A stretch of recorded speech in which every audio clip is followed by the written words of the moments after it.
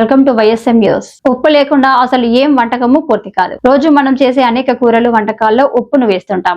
కూరల్లో కాస్త ఉప్పు తగ్గితే చాలు వంట చేసిన వారి మీద ఇంతెత్తున గయ్యమని లేస్తారు. తమకు సరిపోయినంత ఉప్పును కలుపుకొని తింటుంటారు. అయితే మీకు తెలుసా, మనం రోజు కావలసిన దానికన్నా అతిగానే ఉప్పును తింటున్నామని? అవును, ఈ విషయాన్ని స్వయంగా ప్రపంచ ఆరోగ్య సంస్థే చెబుతుంది.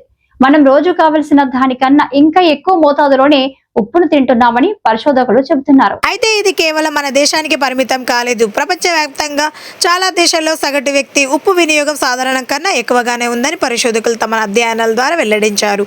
ప్రపంచ ఆరోగ్య సంస్థ చెబుతున్న ప్రకారం ఒక వ్యక్తికి రోజుకు సుమారుగా 5 గ్రాముల వరకు ఉప్పు సరిపోతుంది. అంటే 1 టీ స్పూన్ మోతాదులో ఉప్పును తింటే చాలన్నమాట. అందులో సుమారుగా 2 గ్రాముల వరకు సోడియం ఉంటుంది. అమెరికన్ హార్ట్ అసోసియేషన్ చెబుతున్న ప్రకారం రోజుకు 1.5 గ్రాముల వరకు మన శరీరానికి సోడియం కావాలి. అంతకన్నా మించితే తీవ్ర పరిమాణాలు ఉంటాయని హెచ్చరిస్తున్నారు. హై బీపీ ఉన్నవారు అయితే రోజుకు 5 గ్రాముల కన్నా తక్కువ మోతాదులోనే ఉప్పును తినాలి, లేదా 1.5 గ్రాముల కన్నా తక్కువ సోడియం అందేలా చూసుకోవాలి, లేదంటే తీవ్ర దుష్పరిమాణాలు ఉంటాయని అంటున్నారు.